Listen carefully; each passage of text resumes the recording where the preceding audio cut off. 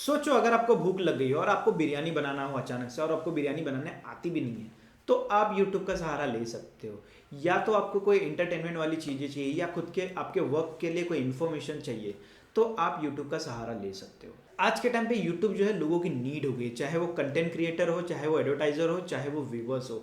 आपको बता दूं, सर्वे के हिसाब से 4 घंटा जो है लोग यूट्यूब पे स्पेंड करते हैं दिन के। इन सारे बेसिस पे देखा जाए तो करीबन 2022 में अराउंड $22 बिलियन का प्रॉफिट रेज किया हुआ है। अब $22 बिलियन जो अगर हम इंडियन करेंसी में कन्वर्ट करें तो 1.6 ट्रिलियन रुपीज होता है, जो कि हमारे इंडियन स्टॉक के जो मार्केट कैपिटल के बराबर है। और वहीं पे गूगल की जो मार्केट कैपिटल है ये करीबन $1.6 ट्रिलियन है।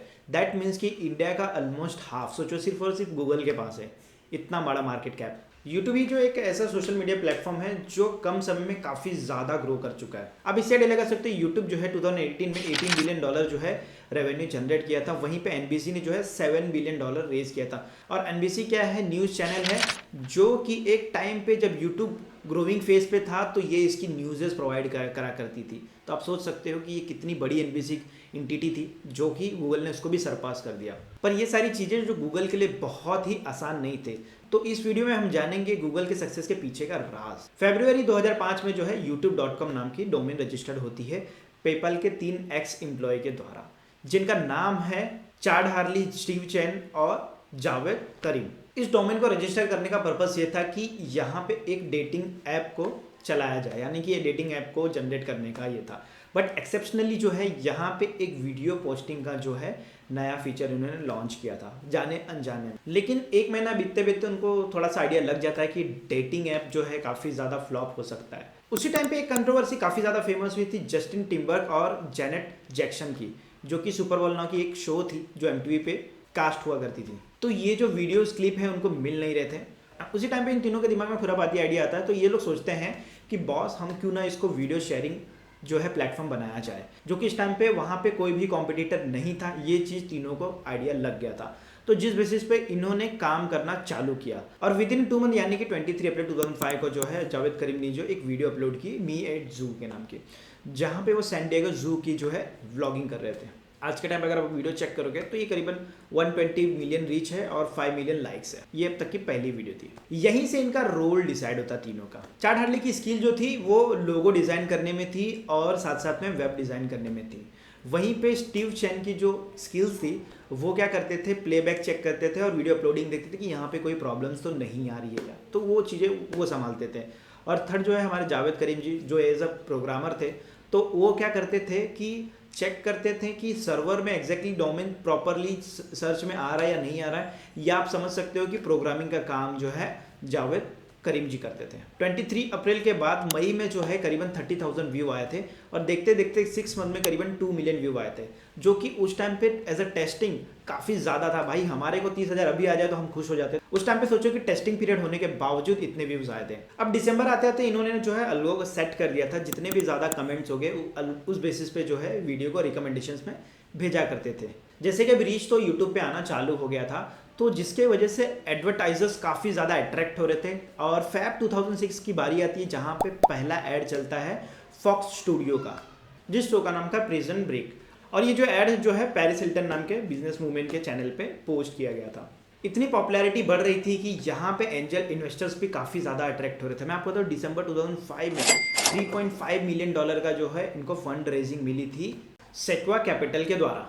और जैसे कि ऐड भी पोस्ट होने लगे थे, मतलब कि यूट्यूब की जो रेवेन्यू जर्नी थी फैब 2006 से डिसाइड हो चुकी थी, जिस बेसिस पे जो है एंजल इन्वेस्टर काफ़ी ज़्यादा अट्रैक्ट होते हैं, जो सिक्वा कैपिटल्स है और इनके साथ में आर्टिस्ट कैपिटल मिल के करीबन $8 मिलियन जो है इन्वेस्टमेंट्स करते हैं यूट्यूब में। और देखते देखते मार्च 2006 में करीबन 25 मिलियन वीडियो अपलोड हो चुके रहते हैं, जो कि 20,000 पर डे के हिसाब से वीडियो अपलोड्स होते रहते हैं।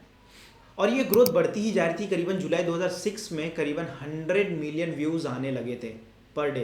और इनकी ग्रोथ जो है एग्रेसिव तरीके से हो रही थी, जिनके वजह से इनको न्यू इक्विपमेंट्स की ज़रूरत थी और साथ साथ में नए बड़े ब्रॉडबैंड इंटरनेट की ज़रूरत थी, स्पीड इंटरनेट की। इसका आइडिया इस तरीके से लगा था, 2006 में 64% का मार्केट कैपिटल था ऑनलाइन वीडियो अपलोडिंग का। जैसे कि ये काफ़ी ज़्यादा ग्रोइंग फैक्टर्स थी और यहाँ पे काफ़ी ज़्यादा नए ब्रॉडबैंड और नए जो है इक्विपमेंट्स की काफ़ी ज़्यादा ज़रूरत थी।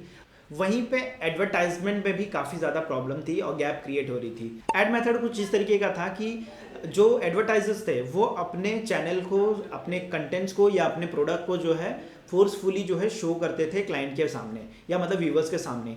ये चीज़ हार्ली को बिल्कुल पसंद नहीं आता है, तो उन्होंने कुछ टाइम के लिए जो है एडवर्टाइजमेंट को डिसकंटिन्यू करते हैं और कुछ इस तरीके का इंजन क्रिएट करते हैं जहाँ पे प्री रोल एडवर्टाइजमेंट कर सके। और ये 2008 में कमबैक करते हैं स्टार्टिंग के प्री रोल एडवर्टाइजमेंट में, जिसकी वजह से होता क्या है कि ये जो है काफ़ी ज़्यादा यूज़र फ्रेंडली होता है व्यूवर्स के लिए भी और एडवर्टाइजर्स के लिए। मतलब कि व्यूवर्स को जो यहाँ पे जो ऐड दिखता है वो उनके इंटरेस्ट बेसिस पे दिखता है। पहले क्या हुआ करता था कि ऐड जो है जो भी एडवर्टाइजर दिखाना चाहता था वो दिखता था, बट यहाँ पे as per client interest, as per viewer interest उनको वो ऐड शो किया जाता था। और ये मॉडल काफ़ी ज़्यादा सक्सेसफुल रहा। इतना मैसिव सक्सेस को देखते हुए गूगल की यहाँ पे एंट्री होती है और 23 अक्टूबर 2006 को जो है गूगल जो है एक्वाजिशन का प्रपोजल रखता है यूट्यूब के सामने करीबन $1.6 बिलियन का, और वो डील कंप्लीट हो जाती है नवंबर तक, 13 नवंबर तक वो डील कंप्लीट हो जाती है। अब सारा मैनेजमेंट जो है गूगल के अंडर आ जाता है। गूगल के अंडर आते ही गूगल का एक पहले से ही सर्च इंजन था जिसमें वो डिसाइड करते थे कि कंटेंट क्रिएटर को भी वो रेवेन्यू प्रोवाइड करे। तो जिस बेसिस पे इन्होंने यूट्यूब पार्टनर प्रोग्राम स्टार्ट किया, जो कि आज के टाइम पे आपको 1000 सब्सक्राइबर और 4000 घंटे आपको कंप्लीट करने हैं।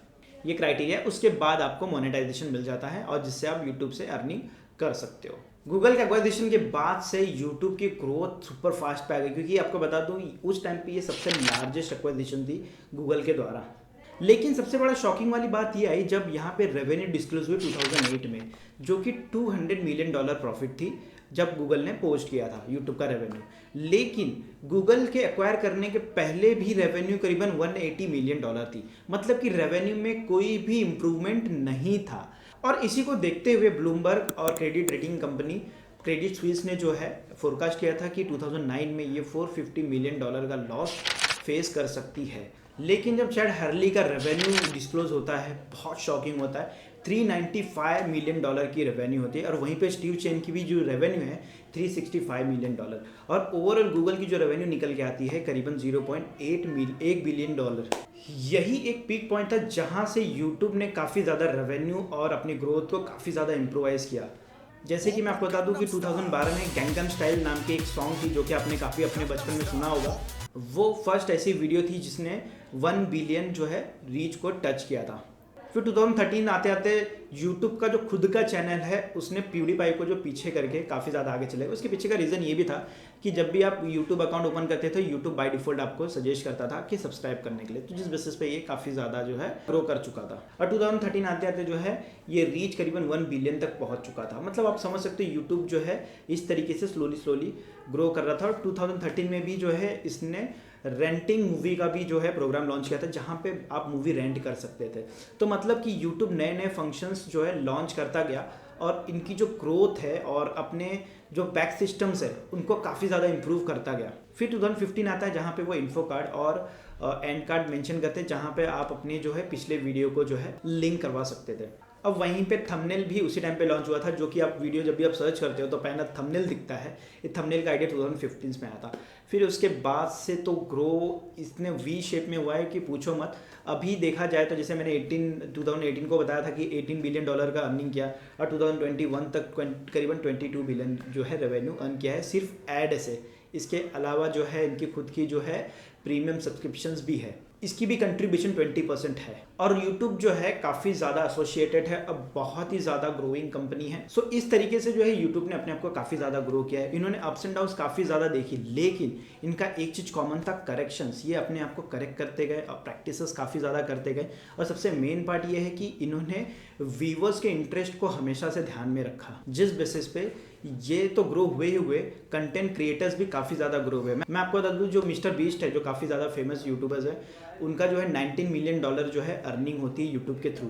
तो यही थी पूरी यूट्यूब की जर्नी। अगर आपको वीडियो अच्छी लगी तो लाइक करिए, अगर आप नए हो तो प्लीज़ सब्सक्राइब कर लीजिए ताकि आपको ऐसे ही बहुत सारी चीज़ें, आपको केस स्टडी सीखने को मिले और आप इसको रियल लाइफ में इम्प्लीमेंट कर सके और इम्प्रूव कर सकें। तो इससे ये चीज़ें कंक्लूजन निकल के आती है कि चाहे वो यूट्यूब हो चाहे हम हो, हमारे को अपने आप को करेक्ट करने आना चाहिए टाइम टू टाइम, चाहे वो इंडिविजुअली बेसिस पे हो चाहे फॉर्म बेसिस पे हो। जब तक आप अपने आप को करेक्ट नहीं करेंगे तब तक जो है इम्प्रूवमेंट या आपको डेवलपमेंट देखने को नहीं मिलेगी। सो यही थी सारी की सारी गूगल की बिजनेस केस स्टडी। कैसी लगी आपको आप मुझे कमेंट करके बता सकते हैं। सो वीडियो को हम यहीं पे समाप्त करते हैं और मिलते हैं नए अच्छे कॉन्सेप्ट के साथ में। धन्यवाद।